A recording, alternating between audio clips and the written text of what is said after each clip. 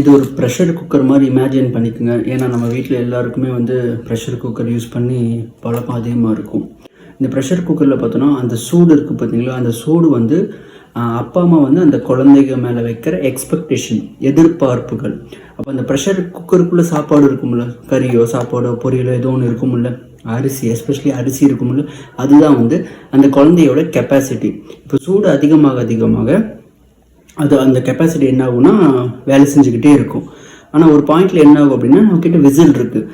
அந்த சூடு அதிகமாச்சு அப்படின்னா கெப்பாசிட்டி ரொம்ப குறைஞ்சி போயிடும். அப்படிங்கிற ஒரு நிலைமையில் வந்துச்சு அப்படின்னா இந்த விசில் என்ன ஆயிரும்னா பறக்கும். நம்ம அதை எடுத்து என்ன பண்ணிடுவோம்னா அடுத்த வேலையை பார்ப்போம். இந்த இடத்துல நமக்கு விசில் வந்து ஒரு வால்வு மாதிரி, சீலிங்னு சொல்லுவாங்க, எக்ஸ்பெக்டேஷன் சீலிங்னு சொல்லுவாங்க. அந்த எக்ஸ்பெக்டேஷன் வந்து இவ்வளோ வந்து மீட் ஆயிடுச்சு. இதுக்கு மேலே அந்த எக்ஸ்பெக்டேஷன் வந்து ஒன்றும் பண்ண முடியாது. ஏன்னா உள்ளே இருக்கிற குழந்தை என்ன ஆகும் அப்படின்னா குறைஞ்சி போயிடும், அந்த குழந்தை பாதிக்கும். அதனால் நம்ம என்ன பண்ணிடணும் அப்படின்னா அதை எடுத்து வச்சிடணும், நெருப்புலேருந்து அதை எடுத்து வெளியே வச்சிடணும். ஸோ அப்போ என்ன ஆகும் அப்படின்னா அந்த ஹீட்டு வந்து ரொம்ப வந்து கம்மியாக ஆரம்பிச்சிடும்.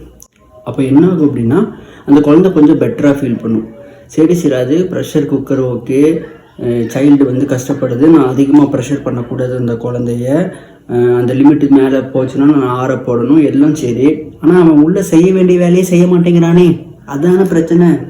ப்ரெஷர் போட்டால் அவன் குறைஞ்சிருவா அப்படிங்கிற. அப்போ நான் என்ன தான் செய்ய வைக்கிறது அப்படின்னா இந்த இடத்துல நம்ம பார்க்க வேண்டிய விஷயம் என்னென்னா, ஒன்று இந்த கெப்பாசிட்டிக்கு நம்ம வேலை கொடுக்குறோமா அப்படிங்கிறது தான் ரொம்ப முக்கியமான கேள்வி. கெப்பாசிட்டிக்கு வேலை கொடுக்குறோமா அப்படிங்கிறது கேள்வி. நம்பர் 2, நிறைய அடுக்கடுக்காக லிஸ்ட் இருக்கும். English, maths, science, social, physics, chemistry, NEET coaching, IIT coaching, MIT coaching எல்லாம் இருக்கும்.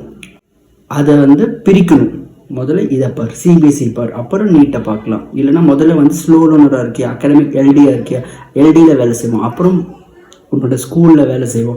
இந்த மாதிரி ஒன்றா துண்டாக பிரித்து கொடுக்கும்போது என்ன ஆகும் அப்படின்னா அது இன்னும் வந்து ஈஸியாகும்.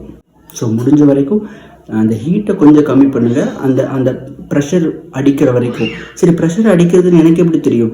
குழந்தை வந்து எஸ்கேப் ஆக ஆரம்பிப்பான், கத்த ஆரம்பிப்பான், உங்கள்கிட்ட ஓபி அடிக்க ஆரம்பிப்பான். நேரடியாக உட்காந்து சொல்ல முடியாது, டே அப்பா எனக்கு ப்ரெஷர் அதிகமாகிடுச்சுடா, இதுக்கு மேலே தாங்க முடியுதாரு நம்ம நேரடியாக சொல்ல மாட்டான், மறைமுகமாக அவன் சொல்லுவான். அவனோட எமோஷ்னல் அந்த சேஃப்டி வச்சு நம்ம கண்டுபிடிச்சிடலாம்.